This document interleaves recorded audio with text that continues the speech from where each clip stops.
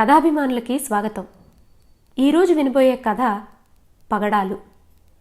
రచయిత్రి ఆంధ్రప్రదేశ్ సాహిత్య academy award గ్రహీత శ్రీమతి ఆచంట శారదాదేవి గారు. జీవితకాలం 1922 నుండి 1999 వరకు. తిరుపతి పద్మావతి కళాశాలలో తెలుగు ప్రొఫెసర్గా పనిచేశారు. వీరు రచించిన సుమారు 100 కథలు పారిపోయిన చిలుక, ఒకనాటి అతిథి, మరీచిక, వానజల్లు వంటి సంకలనాలుగా వెలువడ్డాయి. ఈమె రచనలో ఎక్కువగా ప్రకృతి వర్ణనలు, స్త్రీ మనస్తత్వం, మానవ జీవితం పట్ల ఒక రకమైన విశ్లేషణ కనిపిస్తాయి. ఒక్కోసారి కథాంశాలు చాలా సామాన్యమైనవే కావచ్చు, కానీ ఆ కథని నడిపించిన తీరు, శైలి ఆ కథని ఒక స్థాయికి తీసుకువెళతాయి. ప్రస్తుత కథ పగడాలు. పగడాలనగానే గుండ్రంగా, ఎర్రగా మెరిసిపోతూ ఉన్నవి మన మనసుల్లోకి వస్తాయి. అంత అందమైన పగడాలు ఆమెకి ఎందుకో మరి అంత బరువుగా గుచ్చుకుంటూ. ఏ జ్ఞాపకాలు దాగున్నాయో ఆ పగడాల వెనుక. వినండి శ్రీమతి ఆచంట శారదాదేవి గారి పగడాలు. అప్పుడే పొద్దు వాలుతోంది.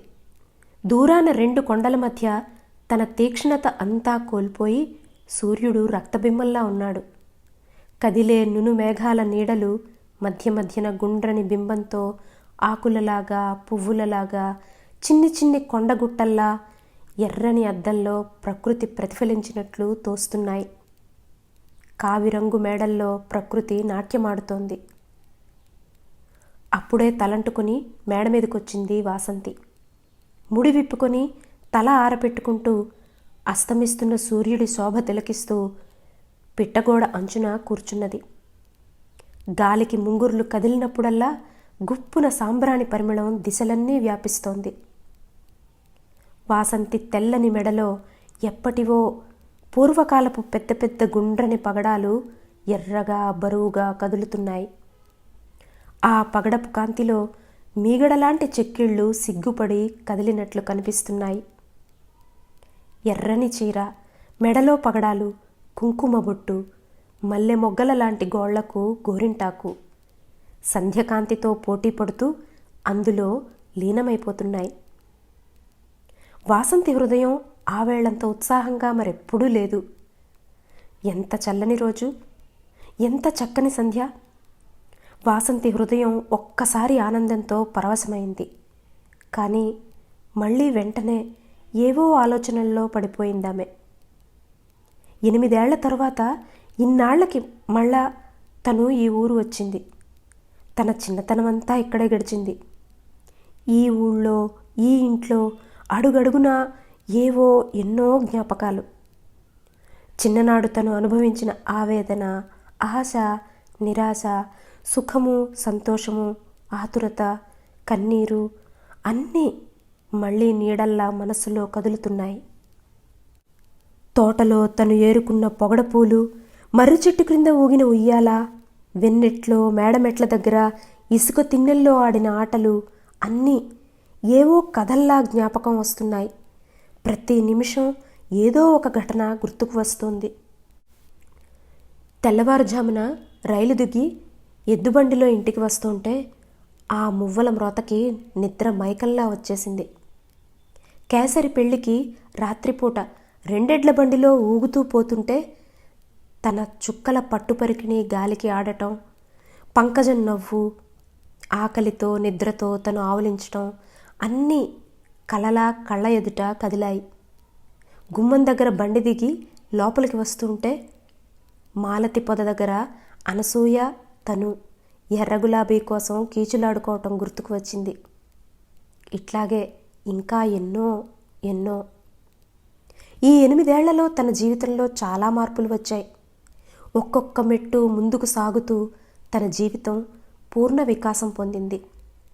కలకత్తాలో 4 ఏళ్లు చక్కగా చదువుకొని తను BA ఫస్ట్ను పాస్ అయింది. యూనివర్సిటీకే ఫస్ట్ను వచ్చిందని నాన్న ఎంతో సంతోషించి పెద్ద టీ పార్టీ ఇచ్చాడు. ఆ తరువాత డిస్ట్రిక్ట్ హెల్త్ ఆఫీసర్ గారి అబ్బాయితో తనకి వివాహం అయింది. వాళ్ళు కట్నం ఏమీ అడగలేదు. అయినా నాన్న ఎంతో డబ్బు ఖర్చు పెట్టి పెళ్ళి ఎంతో దర్జాగా వైభవంగా చేశారు. అదృష్టం కలిసి పెళ్ళి అయిన వెంటనే లక్నోలో తన భర్తకి మంచి ఉద్యోగం అయింది. తను అత్తవారింటికి వెళ్ళిపోయింది. ఆ తరువాత ఏడాదికే పాప పుట్టింది. ఆయనకి ప్రమోషన్ అయి పెద్ద ఉద్యోగం అయింది. ఆర్థికంగా కానీ ఇంకో విధంగా కానీ తనకే లోటు లేదు, ఏ బాధ లేదు. భర్త తనని పువ్వులలో పెట్టి పూజిస్తాడు. తన మాటకెప్పుడూ ఎదురు చెప్పడు. తను ఎంతో అదృష్టవంతురాలు, ఎంతో సుఖపడుతోంది. అందరూ అలానే అనుకుంటారు. అయినా అప్పుడప్పుడు ఏవో చిన్నప్పటి విషయాలు జ్ఞాపకం వచ్చినప్పుడల్లా మనసు కలత చెందుతుంది. పాప పుట్టినప్పుడు ఆ తర్వాత ఎన్నోసార్లు ఈ ఊరు రావాలని ప్రయత్నించింది. కానీ 6 నెలలకు ఒకసారి ఆయనకి ట్రాన్స్ఫర్ అవుతుండడం చేత ఇంటి గొడవలతో ఎప్పుడూ వీలు పడలేదు. ఇన్నాళ్ళకి మళ్ళీ రాగలిగింది. ప్రొద్దుగూకింది. ఆకాశమంతా నక్షత్రాలతో నిండిపోయింది. వెన్నెల బంగారంలా మెరుస్తూ మూల మూలలా వ్యాపించింది. చంద్రుడు ఉత్సాహంగా నవ్వుతున్నాడు. వాసంతి క్రిందకు వెళ్ళి దువ్వెన తెచ్చుకొని తల చిక్కు తీసి వదులుగా జడాల్లుకున్నది. అప్పుడే విరిసిన మల్లెలు, ప్రొద్దుటి గులాబీలు అన్నీ దండగా కట్టి తల నిండా పెట్టుకున్నది. పాపనెత్తుకొని తల్లి మేడ మీదకి వచ్చి అడిగింది, ఏమే అన్నానికి వస్తావా? తొందరే, నాన్నగారిని కూడా రాని అన్నది. అమ్మ మళ్ళీ అడిగింది ఆకాశం కేసి చూస్తూ. అతను ఎప్పుడొస్తారు? ఏమో, పండక్కి వస్తానన్నారు, సెలవు దొరికితే. అమ్మ తను మౌనంగా మామిడి చెట్టు పూతకేసి చూస్తూ కూర్చున్నారు కొంతసేపు. ఆ తర్వాత పాపకి అన్నం పెట్టి డాబా మీద పక్క వేసి పడుకోబెట్టింది. పాప నిద్రపోతుంటే తను ప్రక్కనే పడుకుంది ఏవో ఆలోచిస్తూ. వెన్నెల చల్లగా ముఖం మీద పడుతోంది. కళ్ళకెదురుగుండా బంగారపు బంతిలా చంద్రుడు చిరునవ్వు నవ్వుతున్నాడు.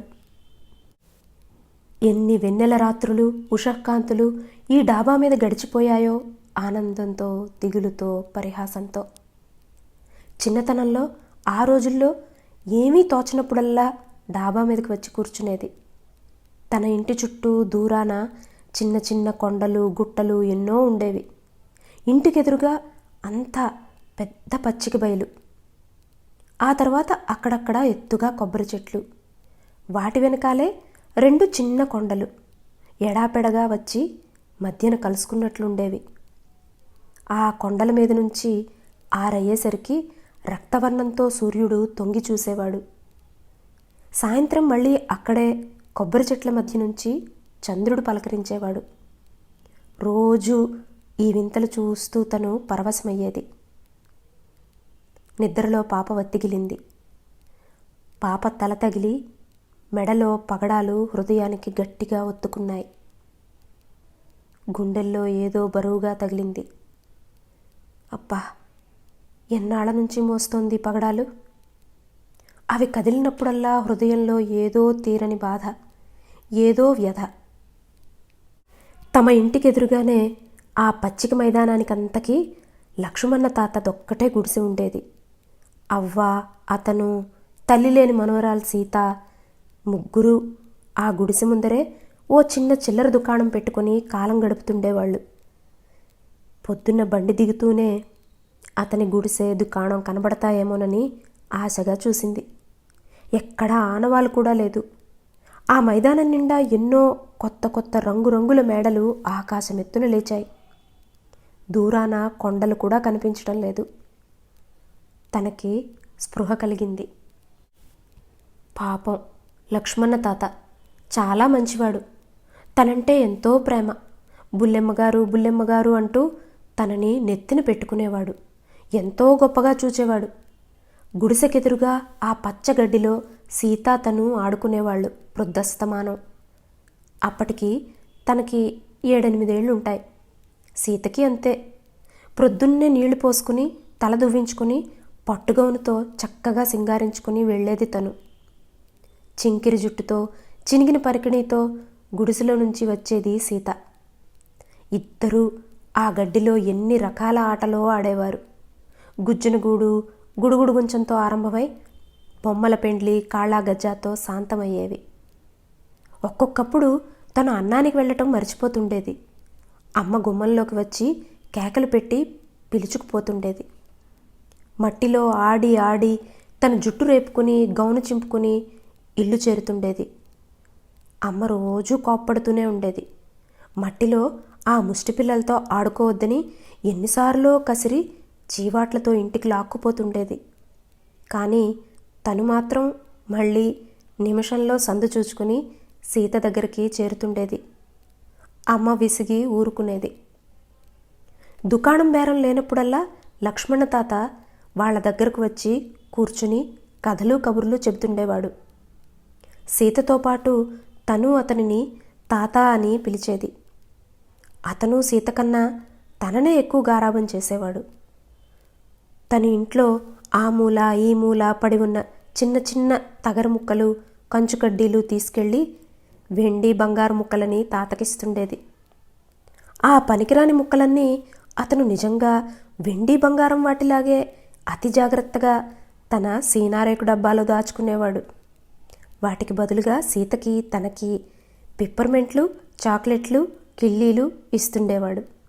రోజు అది ఒక ఆట అయిపోయింది. ఏదో చిల్ల ముక్క తను పట్టుకు వెళ్ళడం, ఎంతో భద్రంగా అతను దాచుకోవడం, చాక్లెట్ నములుతూ ఏదో గొప్ప పని చేసినట్లు తను సంతోషించడం.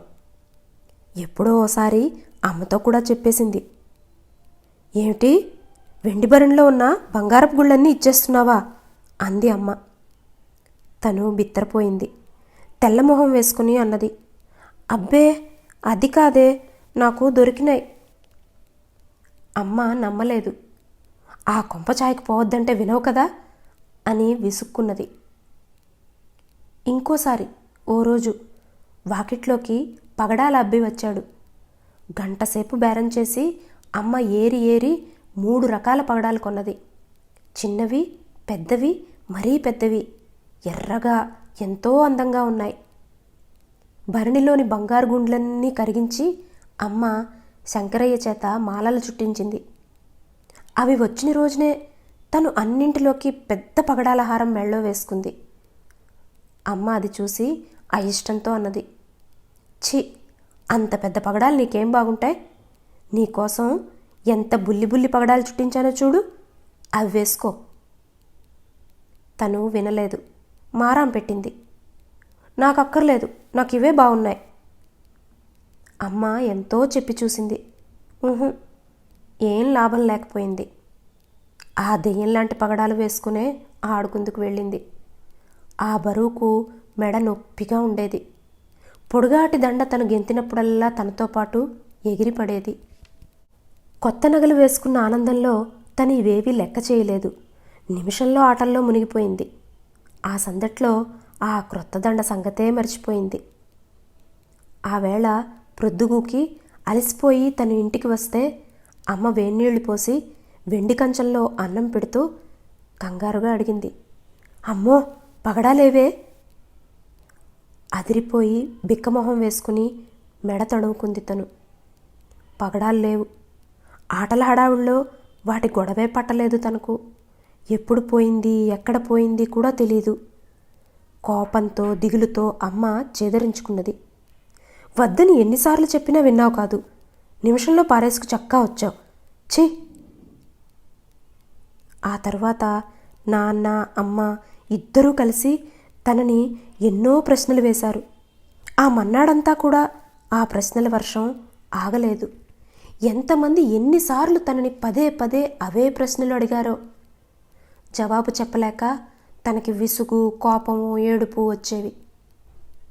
ప్రొద్దుటి నుంచి ఎక్కడెక్కడ తిరిగావు, ఎక్కడ ఆడుకున్నావు, ఎవరితో ఆడుకున్నావు, పగడాల ఆఖరిసారి ఎప్పుడు చూసుకున్నావు, ఇట్లాగా ఎన్నో ప్రశ్నలు అడిగారు. తనన్నింటికీ తనకు తోచినట్లు ఏదో తెలిసి తెలియని జవాబులు చెప్పింది. మండువాలో ఆడుకున్నాను, మేడ మీద గదిలో సావిత్రితో ఆడాను, పగడాలు అప్పుడప్పుడు చూసుకుంటూనే ఉన్నాను అని ఏవేవో చెప్పింది. కానీ ఎందుకో చాలాసేపు దుకాణం దగ్గర సీతతో ఆడుకున్నానని మాత్రం చెప్పలేదు. అమ్మ ఏమంటుందోనని, సీతని తాతని ఏమన్నా అంటారేమోనని భయపడింది. ఆ రాత్రి 12 వరకు అమ్మా నాన్న ఇల్లంతా వెతుక్కున్నారు. ఎక్కడా పగడాలు దొరకలేదు. భయంతో దిగులుతో ఏడుస్తూ నిద్రపోయింది. తెల్లవారి మళ్ళీ ఇంటిల్లిపాది మూల మూలలా వెతికారు. చుట్టుపక్కల అందరికీ తెలిసింది పగడాలు పోయాయని. ఇరుగు పొరుగు అంతా పరామర్శకు వచ్చారు. సాంత్వన వాక్యాలు పలికేవారు, సలహాలు చెప్పేవారు. అంతులేదు. అన్ని చోట్ల బాగా వెతికారు. పాపం 25 రూపాయల సొమ్ము. ఎవరైనా తీసి ఉంటారేమో, ఎవరి మీదనైనా అనుమానం ఉందా? ఇట్లాగే ఎన్నో ప్రశ్నలు, వ్యాఖ్యలు. పాపం అమ్మ మాత్రం అందరికీ ఓపికగా విమర్శగా జవాబు చెప్పేది. అసలు ఆవిడకు చెప్పిందే మళ్ళీ మళ్ళీ విపులంగా చెప్తుంటే ఎంతో ఉత్సాహంగా సరదాగా ఉండేది. వస్తువు దొరికినట్లే ఉండేది. 8 అయ్యేసరికి ప్రక్క వీధి నుంచి బాబాయ్ వచ్చాడు. వస్తూనే తన వంతుకి ప్రశ్నల వర్షం ప్రారంభించాడు. అమ్మని అడిగాడు, పగడాలు ఎప్పుడు వేశావు, మళ్ళీ ఎప్పుడు చూశావు అంటూ. అమ్మ ఏదో చెప్పింది. హఠాత్తుగా బాబాయ్ అడిగాడు, రోజు ఆడుకోవడానికి ఆ ముసలాడి కొట్టు దగ్గరికి పోతుంటుందిగా, నిన్న పోలేదు? అమ్మ విస్తుపోయింది. ఇంత స్పష్టమైన విషయం తనకింతవరకు తోచనందుకు. ఆమె తన మందబుద్ధికి ఎంతో నొచ్చుకుంటూ ఎక్కడో మూల దాక్కున్న తనను పిలిచి అడిగింది, ఏమే, నిన్న సీతతో ఆడుకోవడానికి పోలేదు? ఎప్పుడో ప్రొద్దున్న వెళ్ళాను అని భయపడుతూ చెప్పింది తను. బాబాయి వెంటనే నిర్ధారణకి వచ్చాడు. ఇంకే, ఆ గుడిసి దగ్గరే ఆడుకుంటూ ఉంటే పడిపోయి ఉంటుంది, ఆ ముసలాడే తీసి ఉంటాడు అన్నాడు. అమ్మ అదే సమర్థించింది. అవును, తప్పకుండా వాడే తీసి ఉంటాడు. అసలు వాడు రోజు అమ్మని ఇంట్లోంచి వెండి బంగారం చిల్లర ముక్కలన్నీ తీసుకురమ్మని అవన్నీ కాజేస్తుండేవాడు. తను నిర్ఘాంతపోయింది. అబద్ధం, తాత తన్నెప్పుడూ ఆ ముక్కలు తీసుకురమ్మని అడగలేదు. తనే ఆ మూల ఈ మూల దొరికినవన్నీ పోగు చేసుకుని పోతే తాత వట్టినే సరదాకు తనని సంతోషపెట్టడం కోసం అవన్నీ తీసుకుని దాచేవాడు. ఈ మాటలు గట్టిగా అరిచి అమ్మకు చెప్పాలనుకున్నది. కానీ ఆ సందట్లో గొడవలో నోరు విప్పలేకపోయింది. బాబాయ్ వెంటనే వెళ్ళి తాతను పిలుచుకొచ్చాడు. మండువాలో పంచాయతీ ప్రారంభమైంది. బాబాయ్ నోటికి వచ్చినట్లు కేకలు వేసి చీవాట్లు పెట్టి తాతని ఎంతో బాధపెట్టాడు. ప్రొద్దుట్నుంచి నీ గుడిసి ముందర ఆడుకున్నది పిల్ల, నీవు తీయకపోతే ఎవరు తీస్తారు అన్నాడు. తాత ఆ మాటలు వినబడనట్లు అర్థం కానట్లు నిర్ఘాంతపోయి తెల్లమొహం వేసుకుని నించున్నాడు. నలుగురు ఏమంటున్నది అతను సరిగా వినిపించుకోలేదు. అవమానంతో బాధతో కృంగిపోయి నించున్నాడు. 2-3 సార్లు దీనంగా అన్నాడు, నేను ఎరుగునండి, బుల్లెమ్మగారి మెళ్ళలో పగడాలు అసలు నేను చూడనే లేదు. ఇంకో మాట అతి జాలిగా అన్నాడు, బుల్లెమ్మగారిని మా సీత కన్నా ఎక్కువగా చూసుకుంటున్నాను, ఆమె వంట మీద వస్తువు ముట్టుకుంటానా అండి? అయినా అతని మాటలు ఎవరూ వినిపించుకోలేదు. అమ్మ అన్నది, ఏదో తీసుకున్న వస్తువు మంచిగా ఇచ్చేయి, ఎందుకు అనవసరంగా అల్లరిపాలవుతావు? నేను తీయందే, నా దగ్గర లేందే అని స్పష్టంగా గొణుక్కుంటూ అమ్మ మాటలు వింటూ విస్తుపోయి నించున్నాడు తాత. బాబాయ్ అన్నాడు, చూడు లక్ష్మణ, మెల్లిగా మర్యాదగా అది ఇచ్చేసి దండం పెట్టు, లేకపోతే ఇంక పోలీసులకు రిపోర్ట్ ఇవ్వాల్సి వస్తుంది. పోలీసుల చేతిలో పడితే ఏమవుతుందో నీకు తెలుసుగా. పోలీసు పేరు వినగానే తాత అదిరిపోయాడు. భయంతో గజగజ వణికాడు. నోట మాట రాలేదు. ఆ సమయానికే దారిని పోతూ పోలీస్ నరసయ్య లోపలికి వచ్చాడు, లాఠీకర్ర ఊగించుకుంటూ. బాబాయిని చూసి అడిగాడు, ఏమిటండి, ఏమిటి సంగతి? ఏం లేదోయ్ అంటూనే బాబాయ్ అంతా మొదటి నుంచి సవిస్తరంగా ఒక కథలా చెప్పాడు. పోలీస్ నరసయ్య తాతని బెదిరిస్తూ అన్నాడు, ఏమోయ్, ఎందుకు? ఏదో చప్పును తేల్చుకో, లేకపోతే స్టేషన్కి నడవాల్సిందే అని లాఠీకర్ర టీవీగా నేల మీద తడుతూ తాతకేసి గుడ్లిరిమి చూశాడు. తాత దుఃఖంతో మతిపోయిన వాళ్ళ నుంచున్నాడు. అతని కళ్ళల్లో నిరాశ తనని చుట్టుకుని దహించి వేస్తోంది. సీత తాత కాళ్లకు పెనవేసుకుని బోరున ఏడ్చింది. తనకి ఏడుపొచ్చింది. తను ఏడ్చింది. ఒక్క క్షణం ఏమీ దిక్కు తెలియని వాళ్ళ నిద్రలో నడుస్తున్నట్లు కొట్టు దగ్గరకు వెళ్ళాడు తాత. అతను ఎన్నాళ్ల నుంచో ప్రాణప్రదంగా దాచుకుంటున్న సీనారేకు డబ్బా పట్టుకుని మళ్ళా వచ్చాడు. డబ్బా తెరిచి నలిగిపోయి ఉండలా మడిచి ఉన్న ఎప్పటిదో పాత 10 రూపాయల నోటు తీసి బాబాయికిస్తూ అన్నాడు. బాబూ, పగడాలు నేను చూడలేదు, కానీ ఇది తీసుకుని నన్ను విడిచిపెట్టండి. బీదవాణ్ణి, ముసలివాణ్ణి, కళ్ళు కూడా సరిగా కనబడటం లేదు. నన్ను హింస పెడితే మీకేమొస్తుంది బాబు అంటూ కళ్ళనీళ్లు పెట్టుకున్నాడు. అందరూ కూడబలుక్కొని పగడాలు దొరకనప్పుడు డబ్బు తీసుకోవడమే మంచిదనుకున్నారు. అమ్మ అన్నది, 25 రూపాయల పగడాలు 10 రూపాయలేమిటి? ఏదో ఎరుగున్నవాడవని చూస్తున్నాం, ఇంకో 10 వేసుకో. అవును, అంతే అన్నాడు బాబాయ్. బాధపడుతూ ఏడుస్తూ మళ్ళీ డబ్బాలో తడివి ఇంకో 3 రూపాయి బిళ్ళలు తీసి బాబాయ్ చేతిలో పెట్టాడు.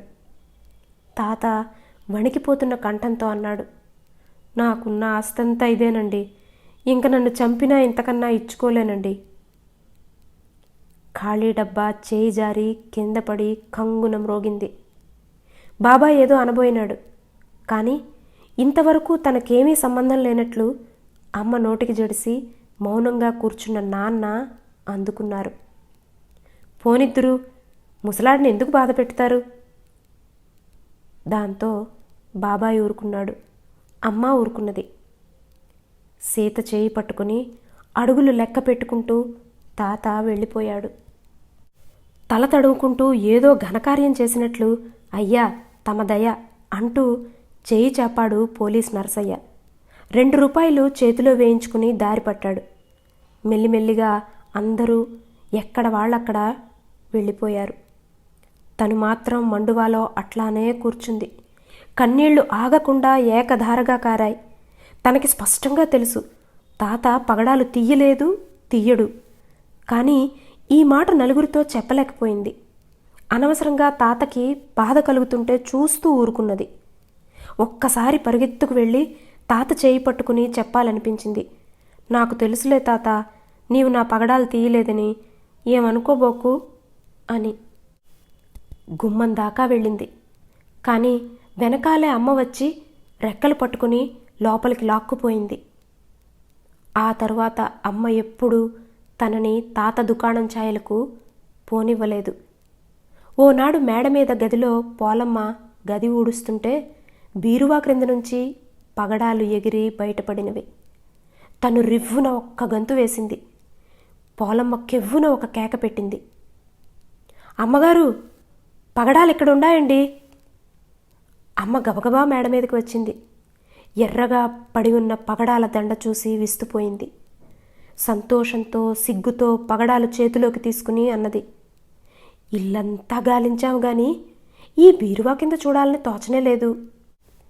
ఇంతకీ అంతా ముసలాడి కర్మమమ్మా, ఎవరేం చేస్తారు అని విదిలించుకుంటూ పోలమ్మ తీర్పు చెప్పింది. చీపురు ఊపుకుంటూ వెళ్ళిపోయింది. తను ఉత్సాహంగా అమ్మ దగ్గరకు పోయి అన్నది, తాతతో చెప్పిరానా అమ్మ పగడాలు దొరికాయని? అమ్మ కంగారుగా పగడాలు పమిటికి ఒత్తుకుంటూ చీవాట్లు పెట్టింది. ఛీ, సొమ్ము ఇంట్లోనే ఉంచుకుని వాడిని ఉత్తినే హింస పెట్టామని నలుగురు అనుకోరు? ఎంత అప్రతిష్ట! తనకేమీ అర్థం కాలేదు. కారణం లేకుండానే దొంగతనం చేశాడని అపవాదు వేసి బాధ పెడితే తాతకి ఏమీ అవమానం అమర్యాద లేదు. కానీ దొరికిన వస్తువు దొరికిందని చేసిన తప్పు ఒప్పుకోవడం తమకెంతో అమర్యాద, అప్రతిష్ట. పగడాలు దొరకగానే అమ్మ తాతని పిలిచి అతని రూపాయలు అతనికి ఇచ్చివేస్తుందనుకున్న అతను. కానీ అలా జరగలేదు. పైగా పోలమ్మకి కూడా ఏం చెప్పిందో ఏమో, అసలు పగడాలు దొరికాయన్న మాటే బయటికి రాలేదు. తన మనస్సులో మాత్రం ఏదో తీరని బాధ అలానే నిలిచిపోయింది. అతనికి తన వారు చేసిన తీరని అన్యాయం అతని చెమట చుక్కలతో లెక్కపెట్టి తీసుకున్న రూపాయలు హృదయంలో శాశ్వతంగా ఏదో భారంగా ఉండిపోయినవి. చాలా రోజుల వరకు తాత ఈ అఘాయిత్యం నుంచి కోలుకోలేదు. అవమానంతో రోజు రోజు కృంగి కృశించిపోయాడు. వ్యాపారం బొత్తిగా పడిపోయి క్రమంగా దుకాణమే ఎత్తేశాడు. సీత కొంచెం ఎదిగి పనికిపోతుండేది. దాంతోటే వాళ్ళు ముగ్గురు ఎలాగో కాలం గడుపుకుంటూ ఉండేవాళ్ళు. ఎన్నోసార్లు తమ డాబా మీద నుంచుని ఉంటే గుడిసె గుమ్మం దగ్గర నుంచి సీత తాత ఇద్దరూ తనకేసి ఎంతో జాలిగా ఆప్యాయంగా దీనంగా చూస్తుండేవాళ్ళు. తను సిగ్గుపడి కళ్ళు తుడుచుకుంటూ వెళ్ళిపోయేది. ఆఖరికి తను ఆ ఊరు నుంచి వెళ్ళిపోయేటప్పుడు కూడా బండిపోతూ ఉంటే తాత వాకిట్లోకి వచ్చి ఎంతోసేపు చూశాడు. ఎంతో మమకారంతో కన్నీళ్లతో. పాపం, అంత బాధపడినా తనని మర్చిపోలేదు. ఆ కన్నీళ్లతో తనని ఏమని ఆశీర్వదించాడో. అతని అమాయకపు ప్రేమ నీడలా తన హృదయాన్ని చుట్టుకున్నది. తనని కాపాడింది. ఎన్ని రోజులు గడిచినా ఎన్ని మార్పులు వచ్చినా తను మాత్రం ఎప్పుడూ తాతని మర్చిపోలేదు. మెళ్ళో ఆ పగడాలు కదిలినప్పుడల్లా తాత జ్ఞాపకం వస్తూనే ఉంటాడు. ఎన్నోసార్లు తాత రుణం తీర్చుకోవాలని తాపత్రయపడింది. కానీ అమ్మకు జడిసి మొహమాటం కొద్దీ ఏమీ చేయలేకపోయింది. మర్రి చెట్టు ఊగి చల్ల గాలి తిరిగింది. క్రింద నుంచి అమ్మ కేకేసింది, అన్నానికి వస్తావా, నాన్న వచ్చారు. మెల్లిగా లేచి పాపకి దుప్పటి కప్పి క్రిందకు వెళ్ళింది. భోంచేస్తూ అమ్మని అడిగింది, మన ఇంటికెదురుగా ఉండేవాళ్ళు ఆ ముసలి తాత సీత వాళ్ళు ఏమైనారమ్మా? అమ్మ ముఖం చిట్లించుకున్నది. ఏమో, ఎప్పుడో 4 ఏళ్ల క్రిందటే కాటకం వచ్చినప్పుడు ఆ ముసలాళ్ళిద్దరూ పోయారట. ఆ తరువాత వాళ్ళ చుట్టమెవడో వచ్చి సీతను తీసుకుపోయాట. ఎక్కడుందో ఏమో అన్నది. అబ్బా, తనకి గుండె పగిలే విషయంలో అమ్మకి ఎంత నిర్లక్ష్యం. తనకి అన్నం సహించలేదు. గబగబా 2 మెతుకులు తిని మళ్ళీ డాబా మీదకు వెళ్ళిపోయింది. వెనకాల అమ్మ అరుస్తూనే ఉంది, అదేమిటే అన్నమే తినలేదు అని. ఎడమ చేత్తో ఇంకా రబ్బరు బొమ్మని గుండెలు కదుముకొని పాప హాయిగా అమాయకంగా నిశ్చింతగా నిద్రపోతోంది. తనకి కళ్ళ నీళ్లు తిరిగాయి. మంచం మీద కూర్చుని ముందుకు వంగి పాప ముంగురులు సరిదిద్దింది. మెడలో పగడాలు ముందుకు వేళ్లాడి పాప పెదవుల్ని తాకాయి. ఆ వెన్నెల రాత్రి ఆకాశాన ఏమూలో ఓ చుక్క రాలిపోయింది. పాప కళ్ళల్లోకి చూస్తూ తనకి నిద్ర తూగింది. గుండెల్లో బరువుగా కొట్టుకున్నాయి పగడాలు. ఇది పగడాలు కథ. చిన్నప్పుడే ఆమె తనకు నప్పని బరువైన పగడాల దండని ధరించింది. అది ఓ బరువైన దిగులైన జ్ఞాపకాన్ని మిగిల్చింది. ఇప్పటికీ ఆ జ్ఞాపకం, ఆ పగడాలు రెండూ బరువుగా గుచ్చుకుంటూనే ఉన్నాయి. ఎటువంటి పరిస్థితో కదా ఆమెది. బరువని ఆ పగడాల మాలని పక్కకు పెట్టేసినా మనసులో జ్ఞాపకాలను పక్కకు పెట్టేయగలదా? అవి చేసిన గాయాలను మర్చిపోగలదా? వచ్చేసారి మరో మంచి కథతో కలుద్దాం. అంతవరకు సెలవు. నమస్కారం.